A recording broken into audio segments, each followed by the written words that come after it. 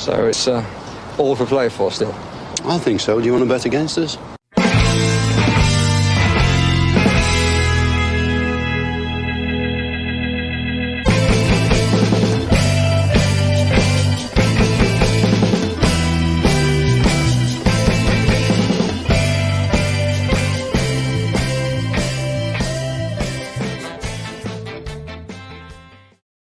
Hi, villains, and we're back again. I found him. I found Paddy.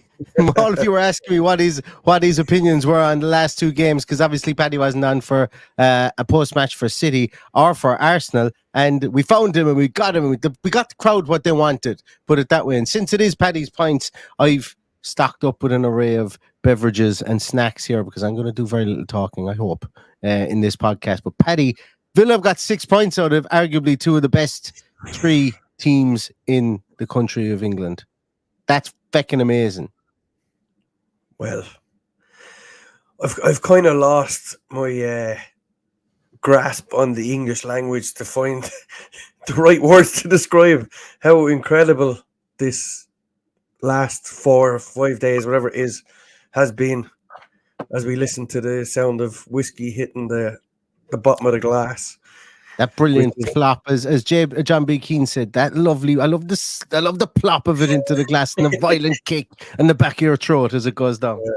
So here's something we haven't done in a very, very, very long time. Are we ready? We're ready, Paddy. Cheers. Cheers, everyone. Absolutely brilliant to be able to do it, Paddy. Brilliant to be able to do it third in the league. First time we've ever done it, I'd say third in the league, which is fantastic at this time of the year. Anyway, we're just short of 4 years doing this. Where have those 4 years gone? Yeah, I started it in August 2019. Yeah, and then you came aboard in February. Then I think you had your sabbatical, and I come on in February. And do you know what?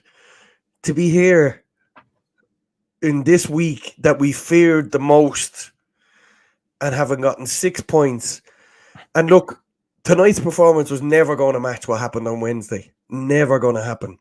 And that's fine. Absolutely fine.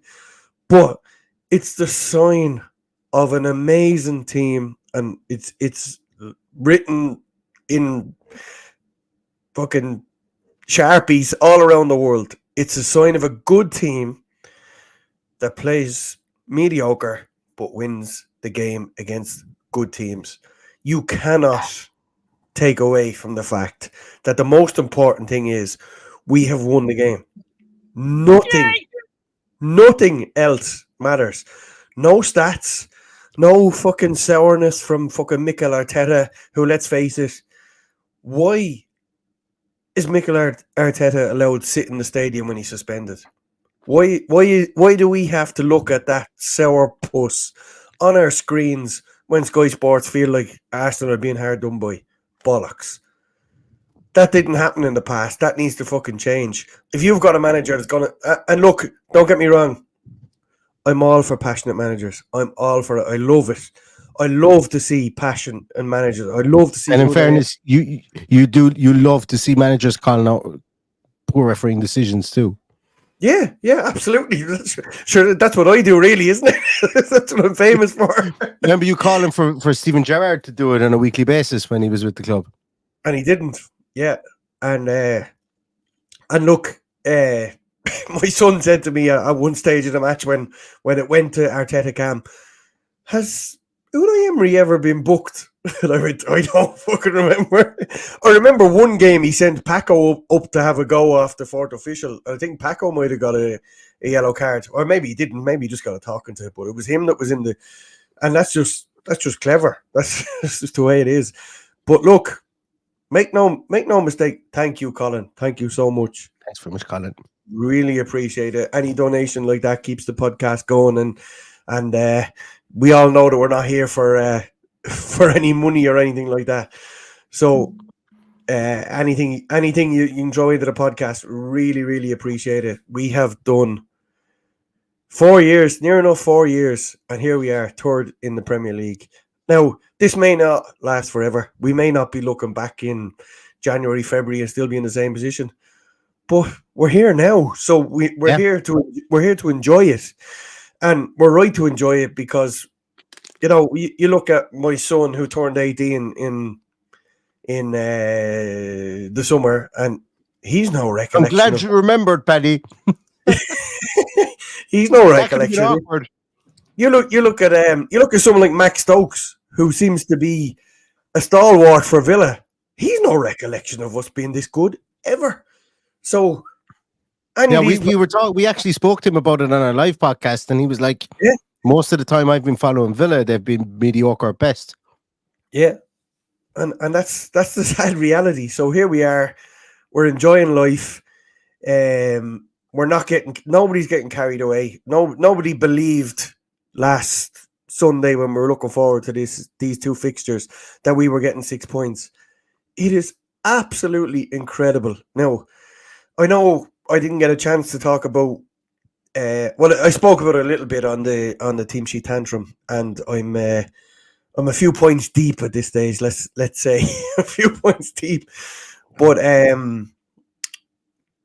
on Wednesday, Aston Villa versus Manchester City.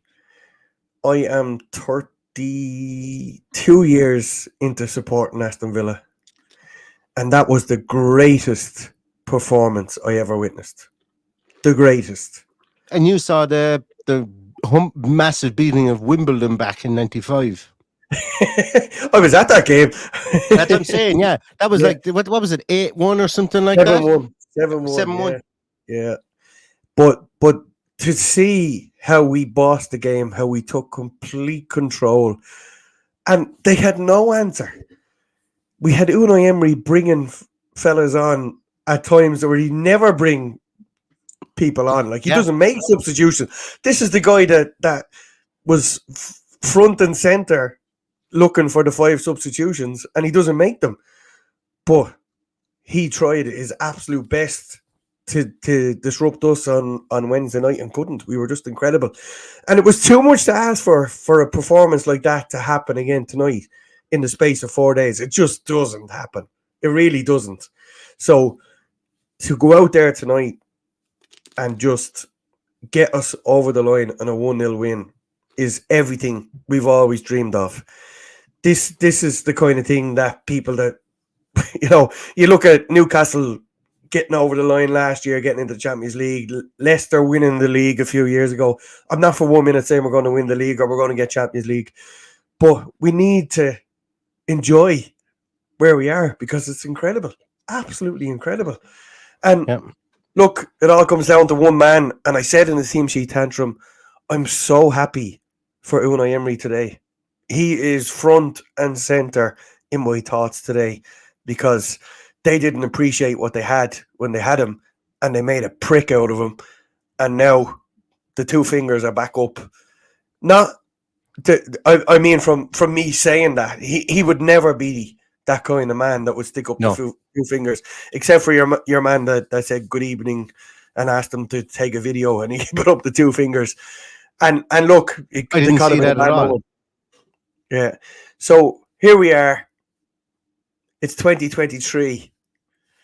It's close on 30 years since we won a trophy. So here we are in 3rd place in the Premier League. Life is good. Life is good. And look, Paddy, we've all had a shit since we started this podcast since I came on board. We've had a fucking pandemic. We've all had fucking problems in our lives. And here we are enjoying this. And we've waited so long. So long. So I hope our good friend Noel Connaughton is over there having a good skin full of points tonight. The same way I had a skin full of points on Wednesday night after us beating Manchester City. That's what life is for. Life is for living. If we can't enjoy this, when can we enjoy it? I hope it never gets to the stage where we be shit fans like Manchester City and just expect to turn up and win games, because nobody ever expects. Nobody sustainably does that.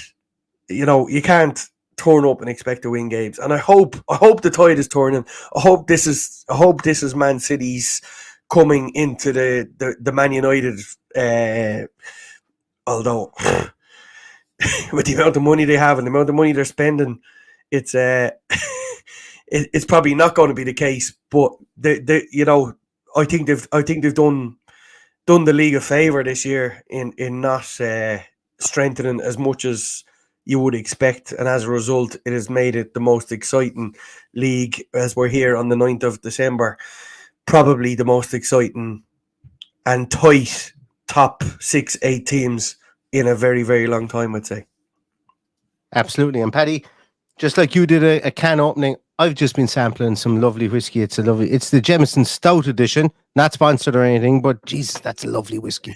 It's absolutely beautiful.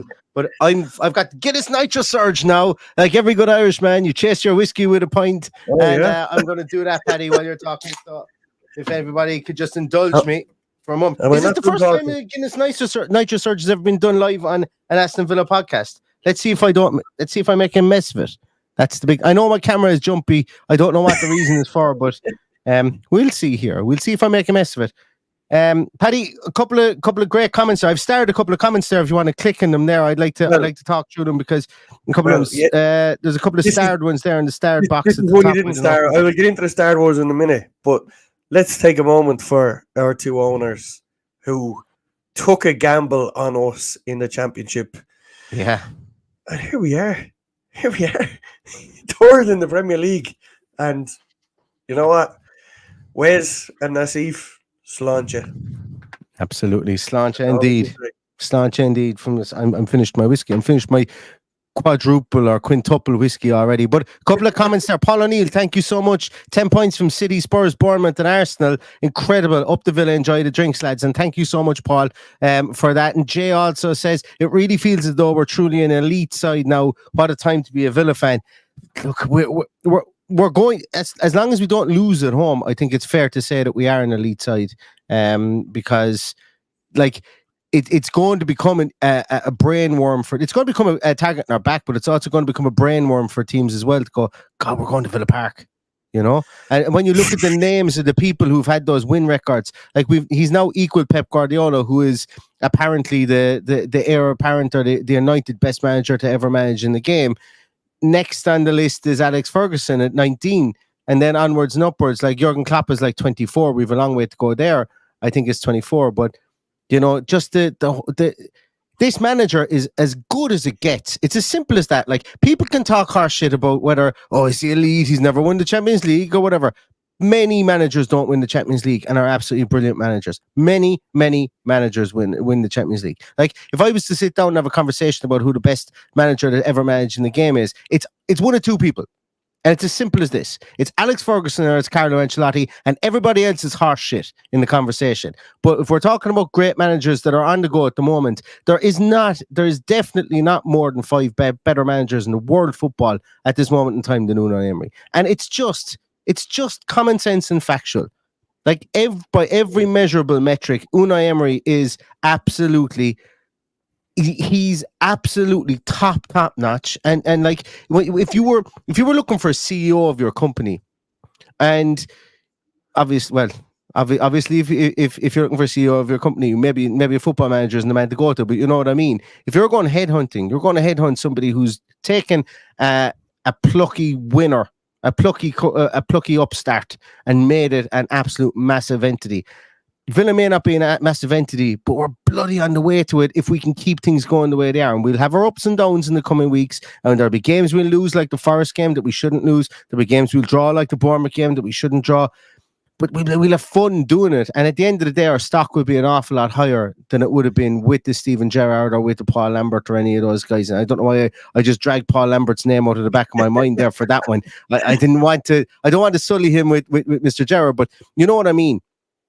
Emery is just so good at this moment in time that and people can come up with all these things about the bloom will come off the rose soon. We're 12 months down the line and it hasn't. They're going to be right at some stage, but that doesn't mean that they're right. And that, you know, and that's the truth. Every single manager, the bloom comes off the rose, unless you're an Alex Ferguson or a Carlo Ancelotti or an Arsene Wenger. The bloom, and in fairness to Wenger, the bloom came off the rose. You know, so Longevity is what we're looking for. After 12 months, this guy deserves a lifetime contract. All good things How's come the to an Guinness? end. And you keep mentioning Ancelotti and Alex Ferguson, and for me, they're not even in the top two, because when you look at what Bill Shankly did, and when you look at what Jock Stein did, they did it without fucking spending money. They assembled. Look at that! Look how beautiful that point is. Come from pub folk. I come from pub folk, and I tell you something. Look at that! Look, I even got the dome on the top of it and the whole lot, and that's out of a can. Everybody, that's out of a can. Looks the boys good. got skills. The boys got skills. But as I was saying, you can't compare managers, because unless they're doing the same job with the same team, with the same bunch of players, it's very hard. But when you go back to look at what Bill Shankly did and look at what Jock Stein did, nobody could hold a candle to them, in fairness. That's true. But we are now talking about a manager who has largely done what he has done with Dean Smith's players. And how amazing was it to see Dean Smith rock into the football factory in New York today and have a point with Villa. Is that what it's called? Yeah. Into Legends. Yeah. Well, Jack Grimsey was having I had a point with him. Yeah, all the New York villains and Dean Smith had a big meet up. Football factory, though. Anyway, doesn't matter. I don't know. Connaughton told me that it was now called Legends. Now, look, I shouldn't be taking any leads from Connaughton. He's probably about 40 points deep at this stage. But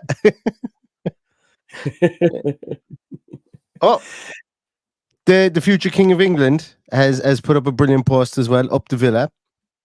Look, we roll in high places. Yeah. But you're right, Paddy. You're right in what you say about the managerial job. I'm going to give a special shout out here to Soy. Soy says, a 53-year-old with mental health issues, but Uno tonight made me cry with happiness for the first time in I don't know how long. That's what nights like tonight are all about. I may have cried on Wednesday night. I think I did. I might not admit it to my family because they're all Man City fans, but the last 4 days, just fucking incredible. Incredible fucking stuff. Absolutely incredible. Paddy, you're absolutely hitting all the high notes tonight. And you know what? Fair play to you. And I mean that. Like, sometimes we're on the podcast and we're hopping ball off each other and we're slagging and stuff. But you said something a moment ago there. Where is it? You said something, and Michael Huggins says it here. He understands your feelings, Paddy. So pleased that his kids are experiencing the moment of Aston Villa success. Like my little guy Dara, he's 8 months old. I think he's 8 months today. He's never seen Villa lose at home. Like, he's never seen Villa lose at home, and I'm like, in certain ways, I'm envious of you, and in other ways, I'm like, oh boy, you've got a downward spiral coming soon. but like, in fairness to Dara, he's never seen Villa either. well, he's just been alive. Most of the games he watches on my knee, like, but And I finally got my daughter today to say, my daughter was going around the house going, after she sang Jingle Bells and Santa Claus is Coming to Town, she was shouting up the Villa for ages, and I was like, yes, I finally got her. I finally hooked her and snagged her at 2 years of age. But like, that's what it's about, you know, all those fantastic, we've always talked about it, Paddy. There's, like, Birmingham is the second city. There's 4 teams. Actually, Benjamin Zephaniah said it beautifully. There's 4 teams in a very small locality there, geographically speaking. Yeah. And one team is by far and away the most successful. Aston Villa are by far and away the most successful, but a lot of their success has come historically. And it's okay to say that. I'm super proud of it, don't get me wrong. And it's the team that races to recent success is going to capture that. It's going to capture that hinterland, that massively important football hinterland of England, a footballing hinterland that's spawned some of the best footballers, from a real working class background and a background of proper football that have gone on to play for England and have gone on to, the rivalry in the West Midlands is just right up there. It's right up there, and it's not fake. We joke about the Wolves rivalry, but it's not fake. It's real rivalry, and it's real colloquialism, and it's real England, if that makes sense. And here's me speaking this from, as an Irish guy, but you know what I mean. It's real Middle England, and that's why it's called the Midlands. And it's so important that the biggest team in Aston Villa doesn't, like, when we fell into the championship, it was real important that we got back up again, because Wolves got up, and all of a sudden, then next thing, what you call him, George Mendes was coming in, and the players were coming in. There was a real sense that Villa could lose their mantle as top dogs if they stayed in the championship. Now Villa are there, and Villa are back. And look, I don't care what any of the rest of the other teams in the West Midlands say. Villa belong to be on top of the mantelpiece in the West Midlands because of the size of the club, what they've done, their ground, the whole lot, and we're there. And every single Aston Villa fan would have always felt we were a sleeping giant, because we bloody are. We bloody are a sleeping giant. And we're still sleeping, even though we're in the third place in the Premier League. But as you said there, it's so important to engage and to activate the younger generation. And the only way to do that is success. And it started with Dean Smith getting us back into the Premier League. And I would say so even more, because there was still apathy towards Martin O'Neill, because we were tipping and poking in the Premier League, and we were not, we're never going to get relegated. But it was only when we got relegated, it was like, sugar, something bad could happen here. And then we nearly went out of business. And then Tony Jaa took us over. And then Nassef and Wes came in. And then Dean Smith came in. And next thing, all of a sudden, the tide was rising all boats. And Smith was going 90 to the gallon. And we had that massive Grim Reaper with the doors, knocking on the doors. And all of a sudden, we get promoted out of nowhere. Should never have been in the playoffs. We get promoted. Then we stay up. Should never have stayed up.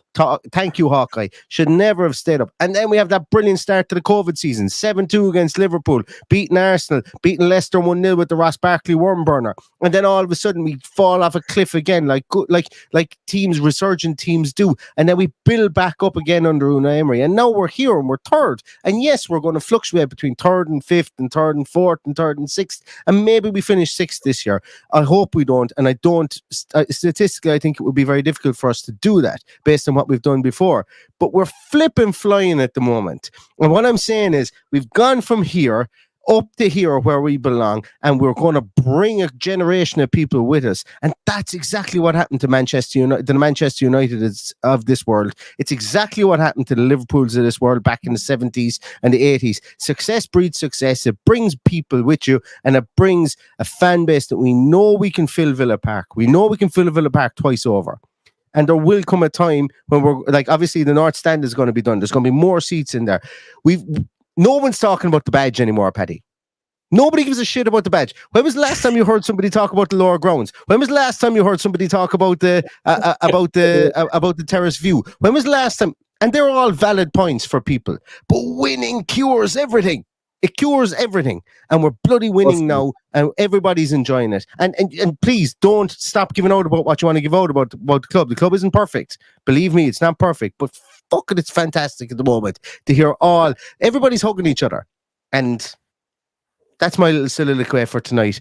Because I could go on a big mad one here now for the next half hour talking. But Paddy, it's your points. And I just want to say thanks a million for bringing that up about the younger generation. And they may be disappointed come the end of the season, but we've been disappointed for a lot worse reasons for a lot longer seasons. So they can enjoy it while they have it. They won't, because they have older people like me and you who remember what it was like to bring them back down. But I'm just going to pull you up on one thing. Nobody has a God-given right to finish higher than any other team in the league. I think that's important. I think that should never be forgotten, because we spent those last 13 years, and they were shit fucking 13 years, and how I managed to get my son through those last 13 years is fucking incredible. I think I deserve a fucking medal. And look, Phelan has made a comment here, and it's not one that you start. He said, I'll be shot, but I'd like to see Birmingham back in the Premier League. Heck would love the ability to hype up the rivalry. Biggest teams around the world have huge rivalries. Liverpool, everyone, all firm doesn't exist anymore. Anyway, but the point there is very well made. We, as the second city, are and the rivalry there is incredible. And I totally say, hand on my heart, I would love to see Birmingham City back in the Premier League. They have absolutely shot themselves in the bollocks by hiring that fucking fraudster. I don't know what the fuck he's at. They've gone from being why would they sack a fella in the position they were in to be back there. And look, we needed, and it's great. We're gonna have West Brom back next year, thankfully. But I would love to see West Brom, Wolves, Aston Villa, and Birmingham City in the Premier League, because it makes it so much more interesting for the people of Birmingham, for everybody who supports Aston Villa. All we want is derbies. All we want is crack. Isn't that what it is? That's what it's about. It's about getting one up on your rivals. We don't have any near rivals. Can you imagine how good it would be to be a Coventry fan last night, beating Birmingham City 2-0. You know, this is the team that housed them for 2 seasons a couple of years ago.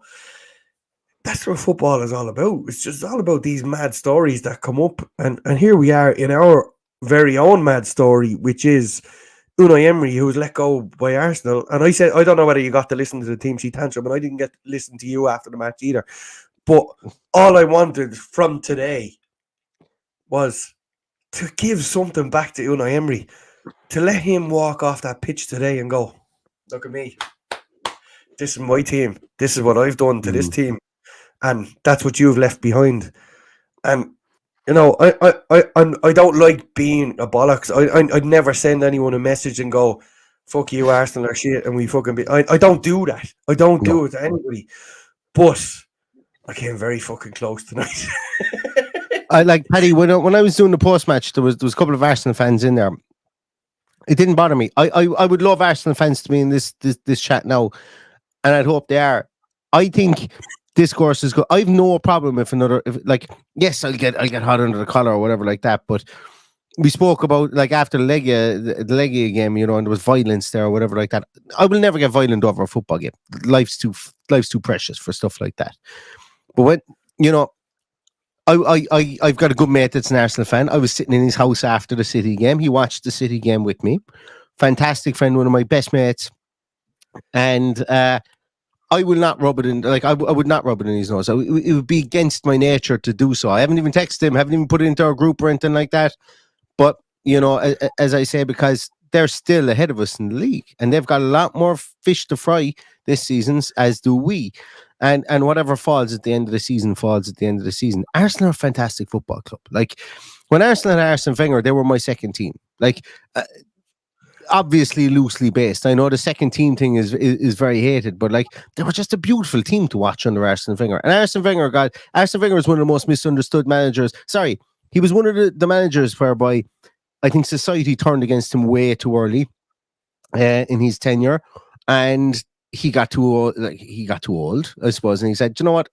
Life's too good." And look, Wenger was what he was, but he was a bloody good manager. Put it this way, and the reason I'm saying that, Paddy, is because I'm saying if I won the Euro Millions in the morning and I could entice Arsene Wenger out of retirement to take over the Irish football team, he'd be my choice. Like, you know, he's the best manager that you could probably get in there. And they've gone through a couple of managers. Unai was the next man up. The next man up is I was trying to tell you, Matt, good man. And Matt, in fairness to Matt, you had an absolute banger earlier on. I starred it and I forgot to put it up. Can't believe Matty Cash is going to lift the Premier League trophy before Sonny. I did star it. Thanks a million. Matt's a good egg, as I say. Matt's been on the podcast a couple of times. But when I was talking about like, they got Emery in, and like every team that's had a stalwart manager, a legacy manager, a manager that's really made a change in the team, like the Fergusons and the Wengers, they're the guys that are there. It's impossible to follow them. Like, David Moyes is a good manager. He couldn't follow Alex Ferguson. Unai Emery is a brilliant manager. He couldn't follow Arsene Wenger, because clubs are built for those managers. They're built for those managers because they've been there for so long, and they're built from the top down. And that's what we're doing at Aston Villa. And I said this in my post match earlier. I said, we've got Monchi in, we've got Vidigani in there, we've got a full scouting team now. Matt is the beneficiary of Johan Lang and Ross McKenzie, who are two fantastic people, leave with blessing, fantastic. Like, disappointed to lose them. Absolutely disappointed to lose them. But the club has been built from top to bottom in Unai Emery's likeness. We've got the Real Union link as well. His brother was at the Man City game. Emery's brother was at the Man City game during the week. Posted up a really nice comment afterwards on Twitter. And what I'm saying here is that, you know, it's that with this legacy piece, you know, Paddy, we were talking about getting the young people involved. Look, hey, screw this. I'm still a young person. I'm 38 years of age. I know I look like I'm 60. I'm 38 years of age. I've got the haggard face of a whiskey and a Guinness drinker, and it's all my own fault. I know that. But at the end of the day, it's getting the next generation involved, and it's been difficult up to now, but games like these will make it easier, and managers like Unai Emery will make it easier, and players like Douglas Luiz, players like the Mutant. That's the nickname that we have to get for him. John McGinn's a mutant. I said this on the post-match, Paddy. He's a mutant. Like, how he can run for so long, for so fast for so long is it's worth studying. If you've got any biomechanicists out there in the podcast network that's listening to this, please do your thesis on John McGinn, because he's a freak, absolute freak of nature, and that man could play for any team in the Premier League and be brilliant. And he's our captain. And it's things like that will get the younger generation coming. And I'm sorry, I went down another long soliloquy, Paddy. It's Paddy's points, not mine. So I'm going to shut up now for a while. I've gone back in because obviously I haven't heard from my dad since we beat Man City on Wednesday. That's 4 days ago, Paddy. He might have eaten. I don't know. I didn't even ring just to see how he was, or was he upset or anything. But he sent me a message tonight saying they always said it's a good team that can win when they're not playing well. Great on Wednesday, poor today, but what a week for Villa, for you, and for Stephen. And I replied, I went, 15 wins in a row doesn't happen by accident. What a turnaround from Gerrard. What a manager we have. And he said, don't forget John McGinn. He could play in any Premiership team. What a bargain he was. Now that's my old man. That's probably the he's the Johnny Giles in my life. He's the football man that I respect most of the things that he says.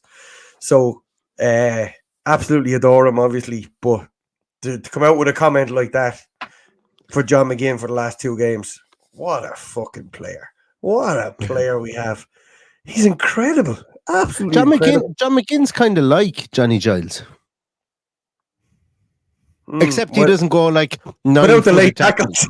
Yeah, I was about to say, without the 9-footed tackles. Yeah.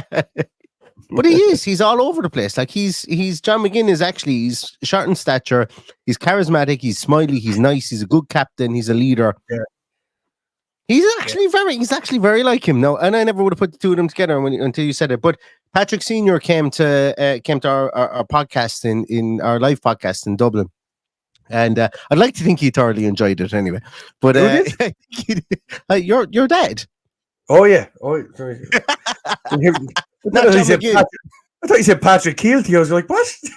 No, Patrick Keelty was lined up for a bigger job at that stage. He was more than welcome at the same time. He was more than welcome. But no, and in fairness, your dad made it to Istanbul this year for the City, to see City win the Champions League, which is like, you know, Paddy comes from good footballing stock, put it that way. Comes from good footballing. It's not just Paddy that's mad in that family. and in fairness to him, he was a Man City fan when they were shit as well. So, and a season ticket holder when they were shit. So, and he was a Man City fan before Oasis. Exactly. Yeah. There you go. Do you know what, Paddy? I must say, do you know what? Joe Buran deserves a mention, because since Joe Buran has asked me, can I have that Savo jersey? We haven't lost. So continue to ask me, can you have the Savo jersey? And I continue to say no, Joe. In fairness. And Mike Warmbold says, glad we have a gentleman and leader in Unai who takes accountability and doesn't just whine and blame everyone else. That makes winners. Look, I'm not going to go in on Arteta. Look, when I was playing football, when I was playing hurling, when I was playing whatever sport I ever played, I was the worst player on the field. I used to say horrible things to people in the field. And I know you wouldn't believe it because I have a nice smiley face now, but in real life, I'm actually a nice person. I'm a nice person as well in real life. But I used to say, like, I would be the sledger of the team. But anyway, that's beside the point. So I've no problem with Arteta doing what he feels is right. I like, to me, that doesn't matter because he's protecting his job, he's protecting his players, and he's doing what he feels is right, and that's perfect. I've different thing about commentators saying things about teams and about players and about referees.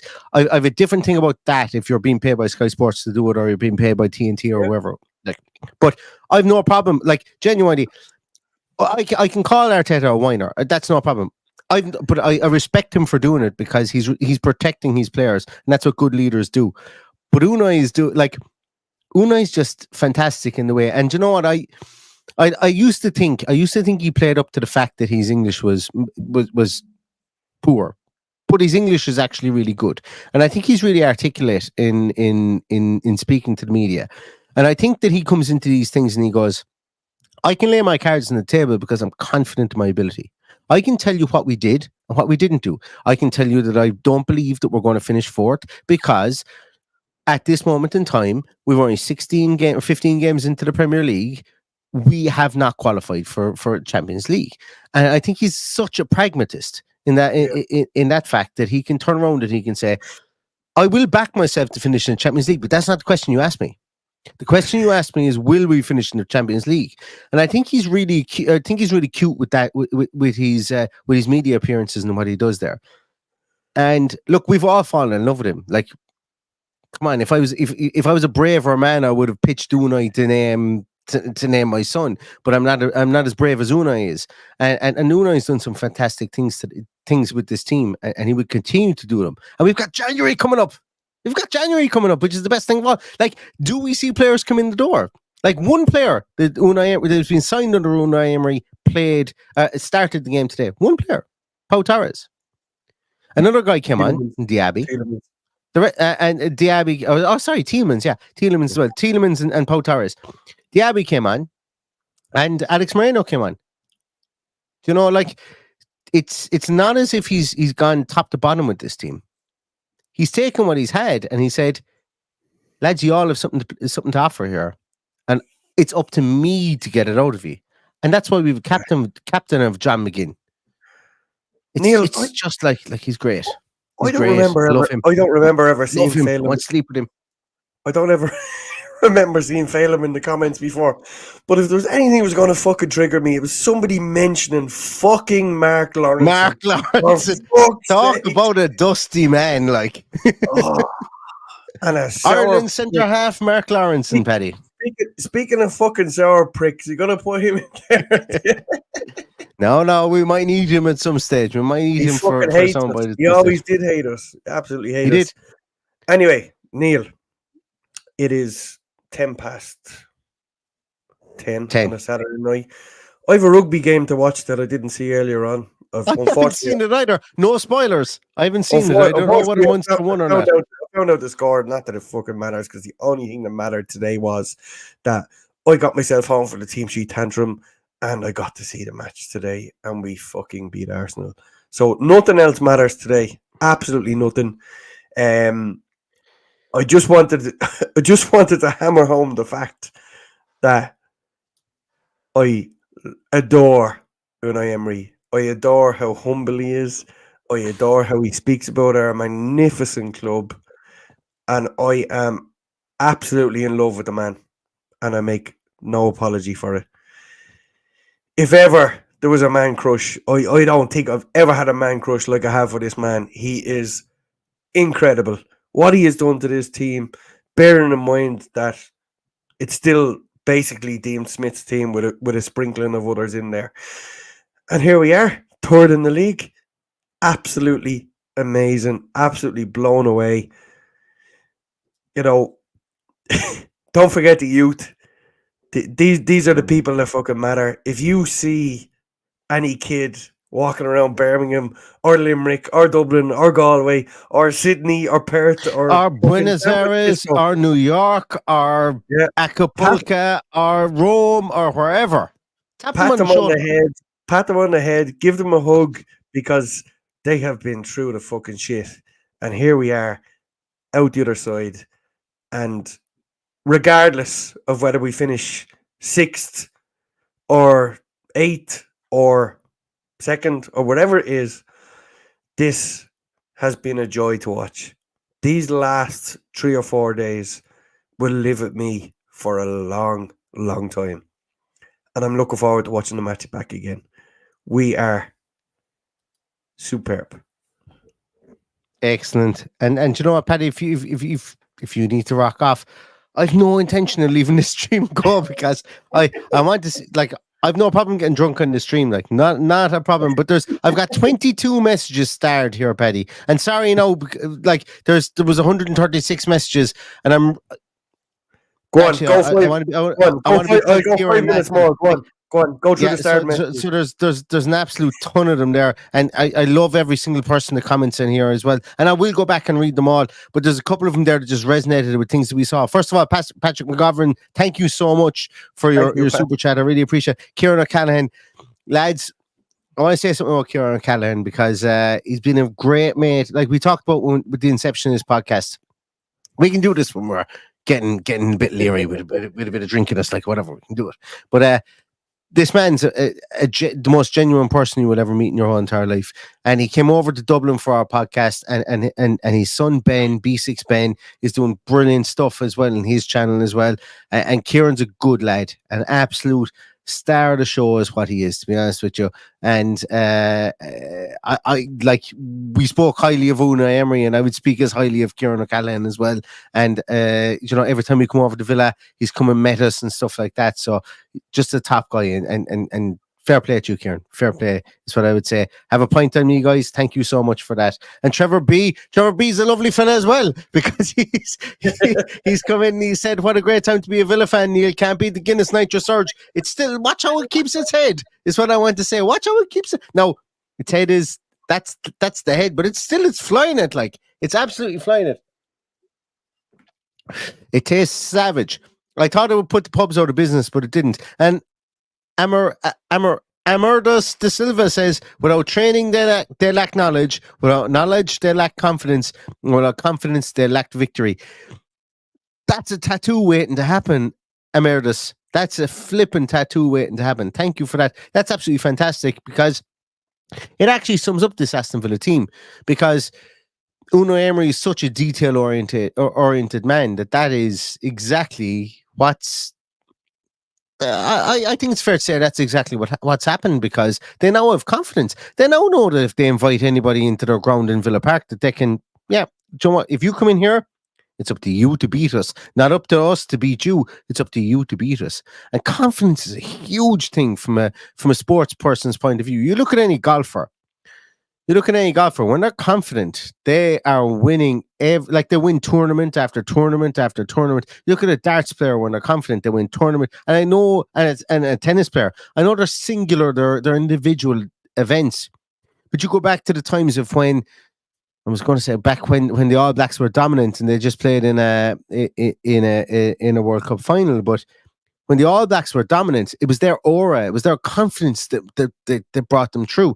And I'm not equating Aston Villa to the All Blacks, but it has a big piece to play. Like, sports science is a big piece to play, and look good, feel good, play good.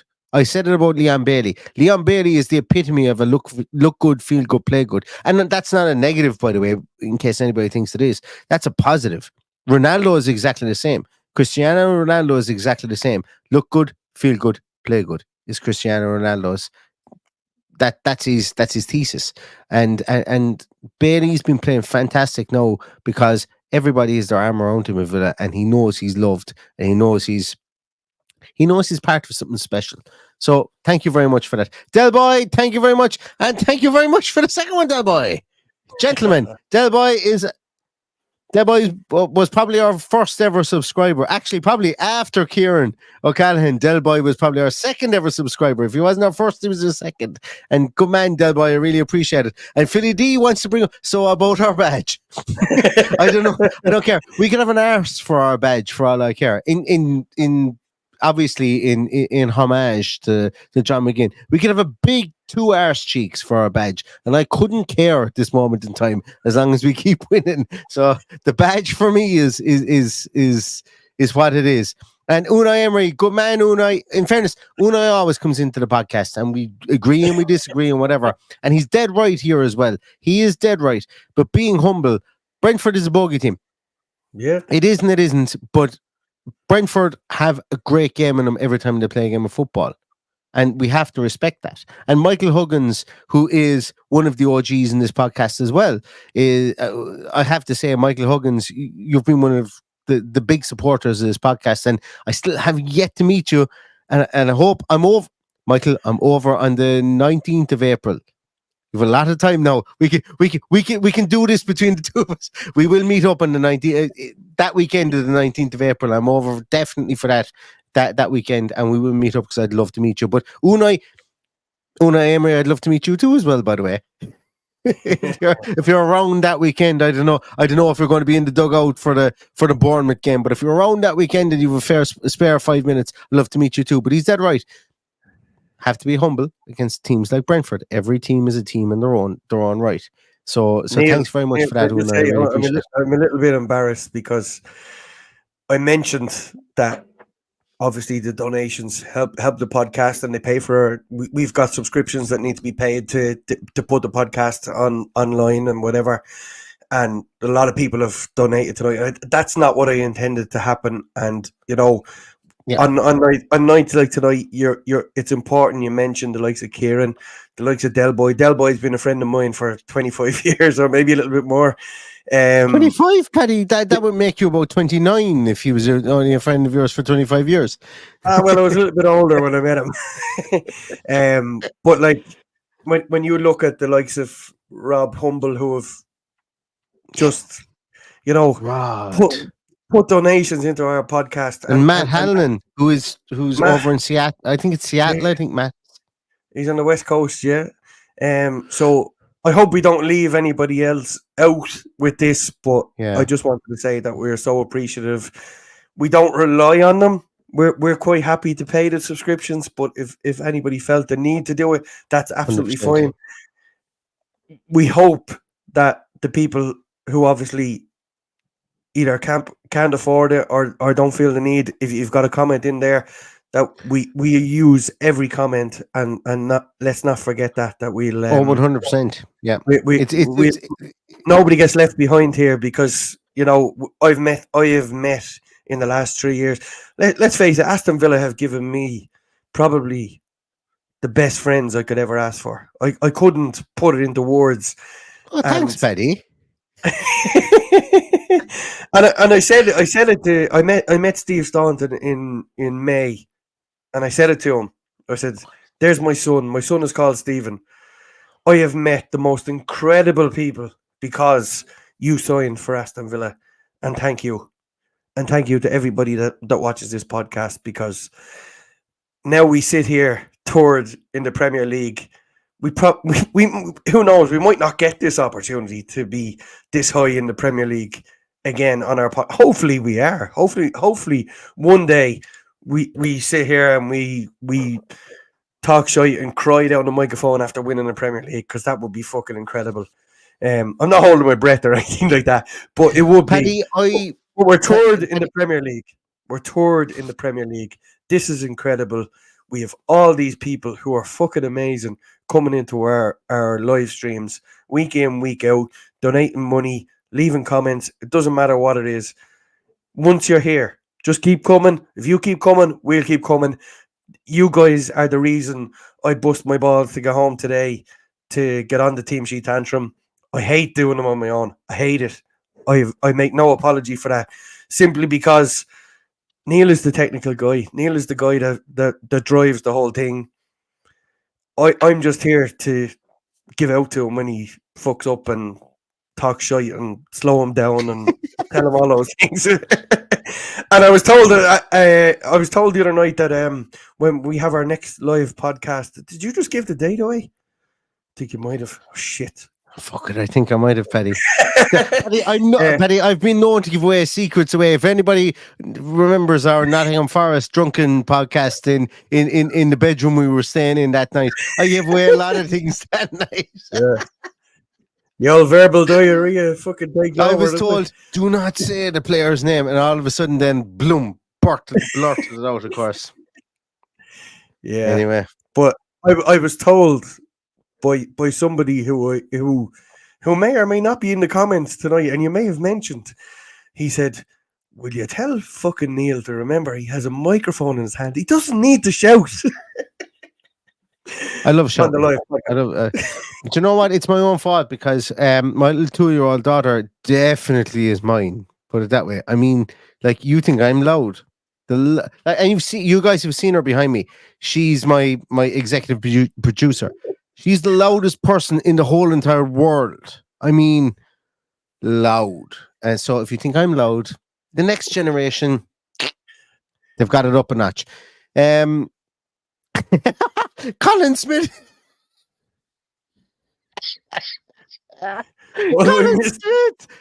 Colin Smith. Chuck Norris never won 15 games. That's actually after catching me. That one got me unawares. Now, in fairness, usually I look at the comments.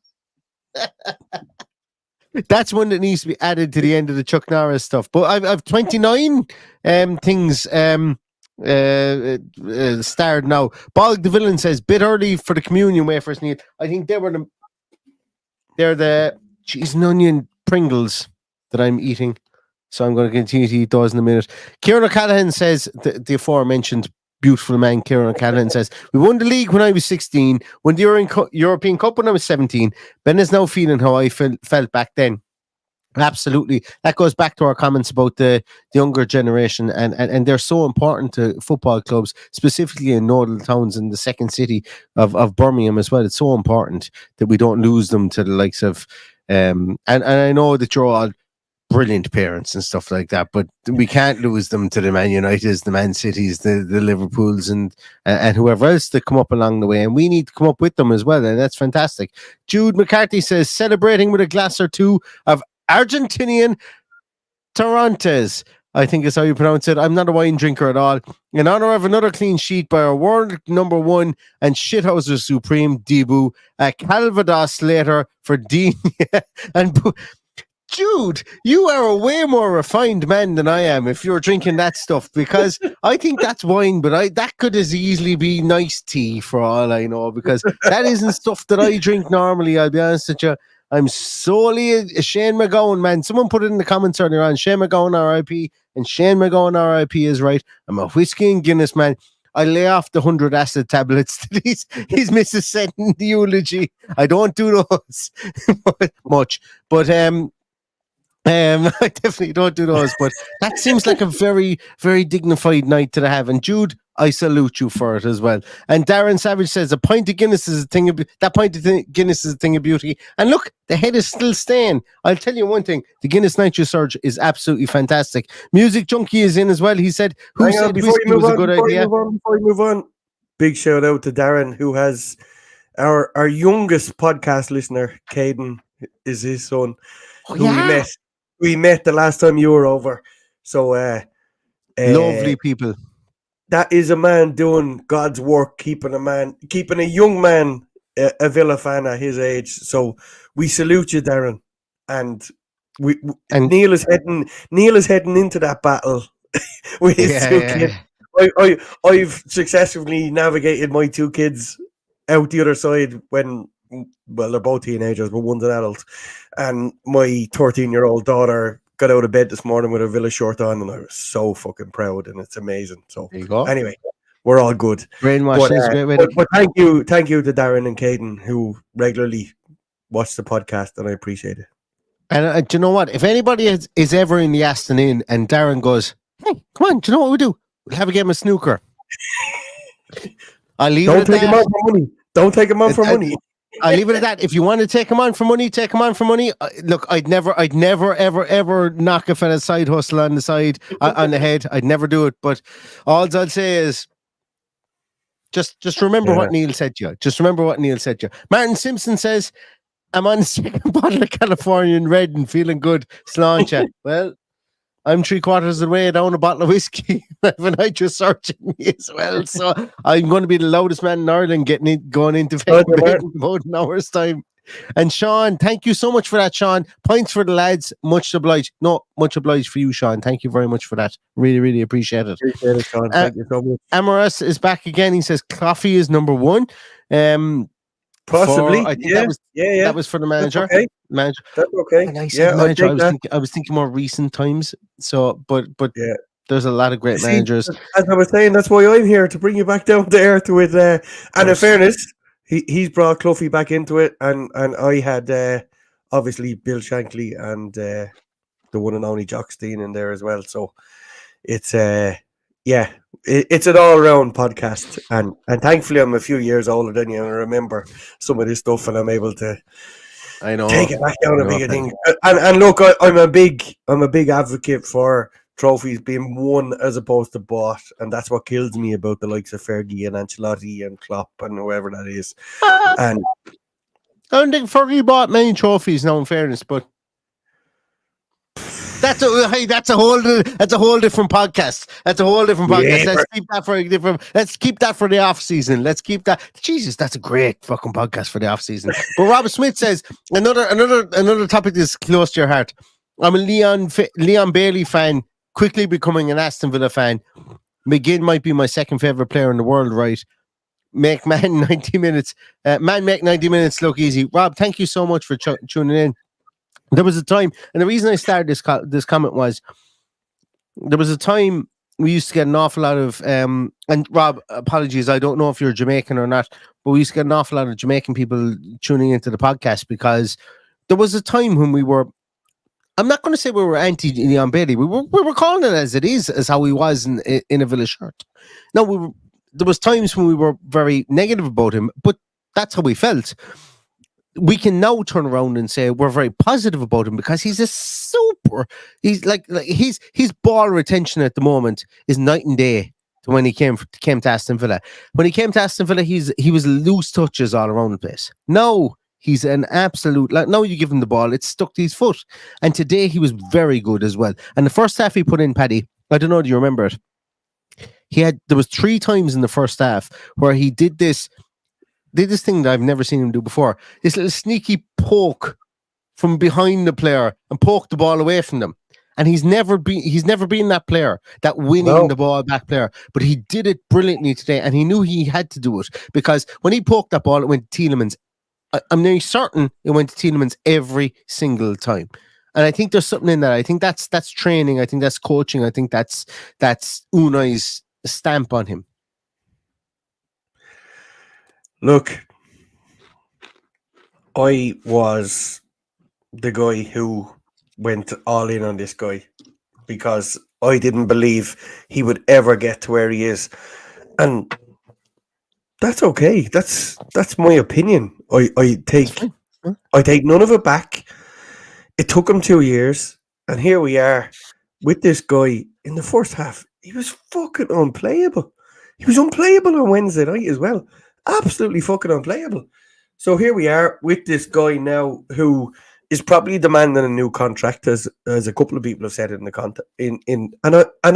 Me, who would be his biggest critic, now knows that he probably needs a new contract now. You know, 3 years in, or 2.5 years in, here we are with the player that we thought we'd signed, and that's okay. It's okay to be pissed off with players 100%. when they're not doing what they're doing. So how incredible is it that we have a group of 16 and 18 players now who can do this on a regular occasion when they need to put into that squad? And we're going to see huge changes on Thursday night, I'd imagine, in the hope that we go out and get a draw at least against. I wouldn't be surprised to see Philip Marshall in goal. I wouldn't be surprised to see Unai play at second right back himself on Thursday night. But you're right. Spud, lads, if you weren't right, Mark came on the podcast before. Spud's name is Mark, okay? Spud talks football. He's been on the podcast a couple of times. Yeah, Spud's based down in Australia. Super guy. I mean, if you can deal with the Cork accent, you can deal with Spud. I'm joking. That's just me now with a few points in me now, being from Limerick. But Mark, he's super guy. He's got a very good podcast. His podcast is different to ours. It's absolutely fantastic. He was speaking to a scout that was scouting for Premier League teams. Yeah, Atlanta. Sorry, it was Atlanta. You're right. I meant to say Serie A teams. It's a super podcast. I mean, like if you haven't listened to it, like it was right up my alley, you know. And listen to that, please, because he's super podcast. But he says if Emery was given as long as Arteta, they'd have won more by now, and I'm convinced of that. I'm not.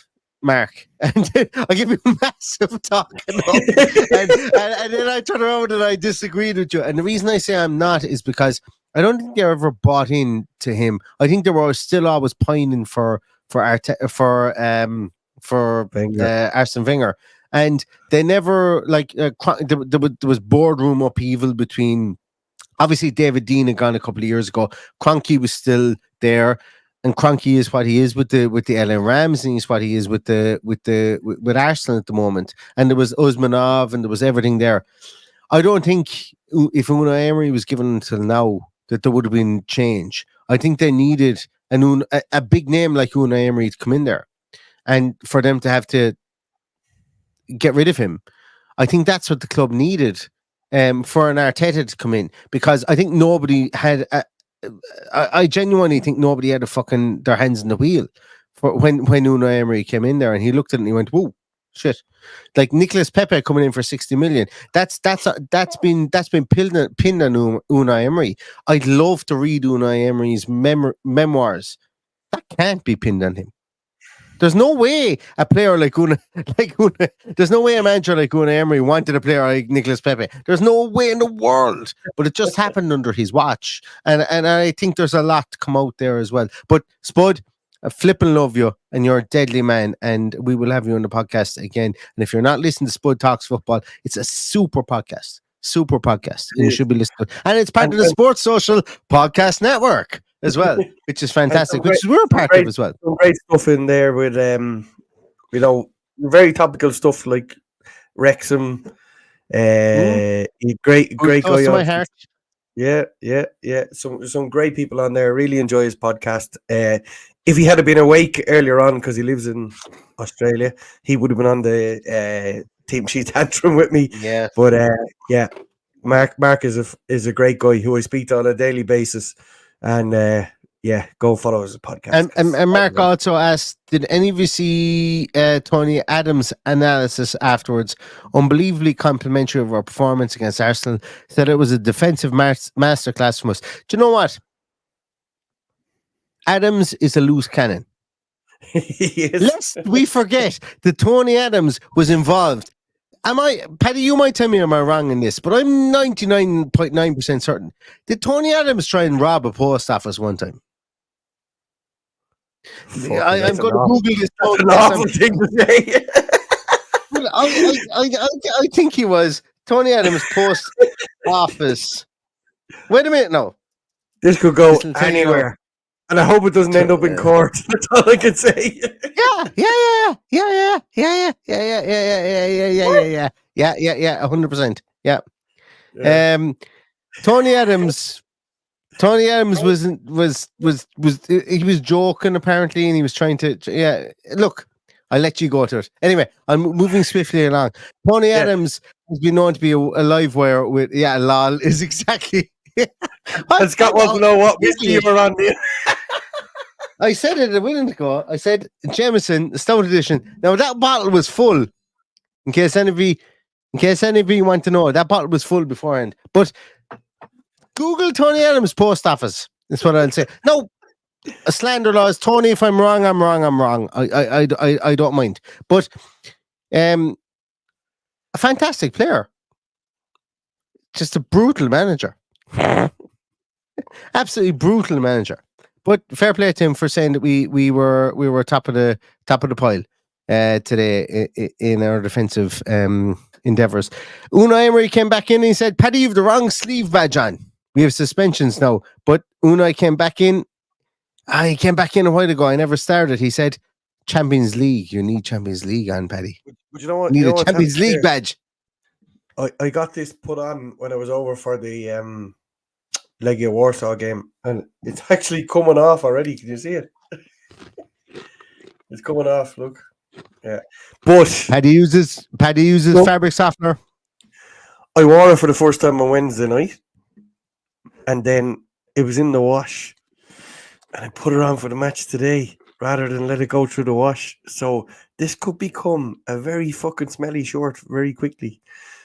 So on that note, I'm going to leave you because I told you 25 minutes ago I'd stay on. I for know, 5 yeah. minutes. You had to go for a piss But, 25 minutes ago, and that's why you left. But on that note, I'm going to leave you because, look, I'd be happy with winning that trophy this year. And if we get another badge on that shirt next year, I'll be very, very, very happy. But this is my lucky shirt now. Me too. And it's not going to be washed. And I'm going to wear it on Thursday night. And I'm going to wear it next Sunday. And I'm going to wear it till we lose. And then I'll have to wash it. And do you know But what the gas thing about no it is, Paddy? That's got Tielemans 8 in the back of it. It has. Yeah. And that's your newest shirt. And long may it be your lucky shirt. Now, got here me- we go. Look, I've got cons of 4. here we go. Yeah, you're dead right.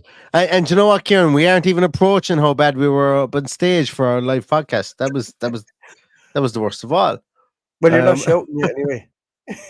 Well, apparently I am. Somebody said I was. Okay. Anyway, I really have to go because I Do. need another wee. Are you going to stay on? yeah, I've got a couple of more things I want to go through here. A couple of more start comments, and then I'll talk through the rest of the comments, and we'll leave it then after that. Okay. Look, it's a great night. It's a great week to be a Villa fan. Exactly. So, thank you guys. Thank you for everything. Thank you for making us so happy. You make us happy every time you come in the comments, every time, and even the negative ones. They give us something to fucking talk about. But we'll probably ignore them anyway. But you give us something to talk about. But thank you. We'll see you during the week, no doubt, because we've a pre-match and we've big match on Thursday. and Post big match, match next team Sunday. sheet, and yeah. And someone asked me in the comments when I'm over again. I'm going to Everton away. And other than that, I think there's a game on the 19th of April. Is that the one you're going Bournemouth to? at home. Bournemouth at home. Everybody needs to be at Bournemouth at home because your man here is definitely at Bournemouth at home. There you go. Well, anyway, good night. Up the Adios, Villa. pads. Good Up the- luck. We'll see you up the Villa. So thank you very much, everybody. A couple more. David Dwyer says they gave. Oh, sorry. This will tell you now. Right. We're an hour and 7 minutes into this. I've drank a quarter of a bottle of whiskey and I've drank a pint of Guinness. I thought this said they gave Santa a tremendous send off, and I thought it was about my white beard. They gave Shane a tremendous send off. Yes, they gave Shane McGowan a tremendous send off, and I think nobody. Well, I hope nobody dislikes Shane McGowan because he's a bit of a big deal back where we come from, and. Sláinte to him as well, because I hope to see him at the Pearly Gates when I go up there myself. And Scott Taggart says 19th of April, Ryanair flights will go through the roof. I haven't booked my flight, so stop booking the fucking flights because I haven't booked my flights yet because I need to get over there for the 19th of April. And that's all that really matters at the end of the day. But a couple of more comments there from everybody else is that that we've seen that one already. Oh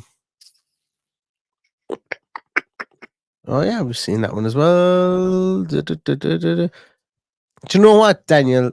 Daniel Hobson says, Paddy, any last thoughts on the ref? Isn't it fantastic? When Paddy can come on, we're an hour and 9 minutes into this podcast. Isn't it fantastic when Paddy can come on and speak for an hour and 9? Oh, he's back. Someone mentioned the referee. I swear we didn't plan that. Oh, he's gone again. But he didn't even speak about it. Oh, he's back. Jared Gillett. 5 words or less, Paddy. Nothing to say. I just heard someone Nothing to say. talk about referee, and I had to come back on. But I'm really going now. I'm really going now because Go. Because Villa. we've already done the slander laws with Tony Adams earlier on, so we're fucked if you start talking about Jared Gillett. Good luck. I'm removing him because he could start talking about Jared Gillett again. Narita says, Jesus, listen, Jerry Redknapp. Jerry Redknapp's a different person. Jerry Redknapp cleans your chimney, but Jamie Redknapp is a different person altogether. Nearly took the joy out of that. I thought he was okay. In fairness, I thought Carragher wanted us to lose. I thought Redknapp was okay. And at the end of the day, commentators can say what they want and they can't change the result. And that's fantastic. That's really fantastic. And we're going to finish on this one. Where is it there? And Mike Warmbald. Things change for us now that we have everybody's attention. Opponents will start playing differently against us. This is when having Unai will continue to pay off. Mike, I love you to bits. And I think I disagree with you. And the reason I disagree with you is because if you're a top range, if never mind, if you're a mid range, if you're higher than Sunday League manager, I think everybody scouts their opponent. Now,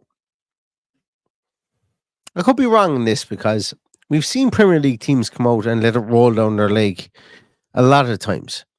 And in fairness, like if you scout Sean Dyche, you should be able to counter Sean Dyche, but you can't.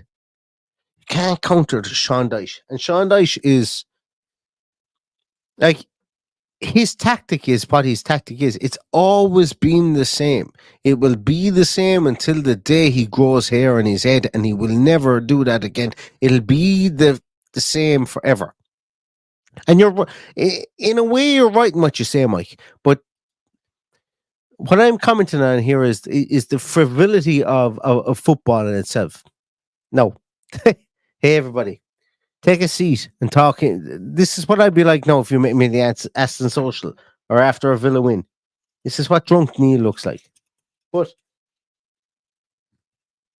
I don't think that Aston I don't think Premier League managers can really tell how another manager is going to set up. I don't think like, and this is probably doing us out of a disservice. This is doing us out of business. I don't think there's any way to do a preview, and you might get a spot on by pure luck, but I don't think there's any scientific way to be able to 100% tell how a team is going to set up, because there's idiosyncrasies and there's always going to be wrinkles. And Sean Dyche is who I come back to for that every day of the week, because Sean Dyche continues to win football matches at the highest level. Sean Dyche should not be winning football matches in the Premier League, but he does, and that's why I love him. That's why I think he's all of us. Everybody thinks they can be a Premier League football manager because of Sean Dyche. Am I wrong? I think I'm right. I don't think I can be Unai Emery. I don't think I could be Pep Guardiola. I don't think I can be Jurgen Klopp. I like to clock lots of managers, but sorry, when I say clock, I like to be lots of managers. That could have been misconstrued. But I think I could be Sean Dyche. But I would never in my wildest dreams have the output that Sean Dyche has. And there's been managers through the years like that. There's been Big Sam's. There's been Sean Dyche. There's been Tony Pulis's. There's been, you even go back farther than that. Chris Wilder is doing it at the moment. And they've been fantastic managers. And we all think we could be as good as them, but we can't. But they've got something about them is where they tweak their what it is about them is they're very obvious, but they tweak their their um their unobvious parts that they've obviously this is stupid for a podcast, but the parts that are unobvious, they tweak them. So Sean Dyche is great at set pieces. He's going to go long. He's going to have big, strong men. He's going to be great. But the unobvious parts that you can't, that the obvious football fan can't tell, he's going to tweak those. He's going to change those every day. And I think that's probably more difficult for a football manager to assimilate. Like, if I came up against Jurgen Klopp, I'd probably have a ton of coaching tape on him. As in, I'll be able to say, great manager, great players, don't think I'm going to beat him, but his players do all this. But what I can say is the idiosyncrasies that Klopp has said to them on the day. Now, I think it would be more obvious that I'd be able to spot those within the first 10 minutes from a Sean Dyche. And you'd think it would be that obvious. But it goes back to when I talk about Unai Emery and talking about probably like forecasting the first 15 minutes of a game. And I think Sean Dyche does that too. And I think that's why he catches managers in the hop. But for us, and the fact that we have Unai Emery, and that's why we should be happy. The attention to detail that we have with Unai Emery is fantastic. And we should just put our arms around him and hug him. This is fantastic. Excellent. There was another starred comment I had there for a moment ago again. Guinness, gone to your head right now. You're 100% right. 100% right, Unai. 100%. Definitely. But anyway, everybody, I'm going to go. We might be back, not tomorrow, but we'll be back with a preview very, very soon. And I love you all very much. And thank you very much for tuning in.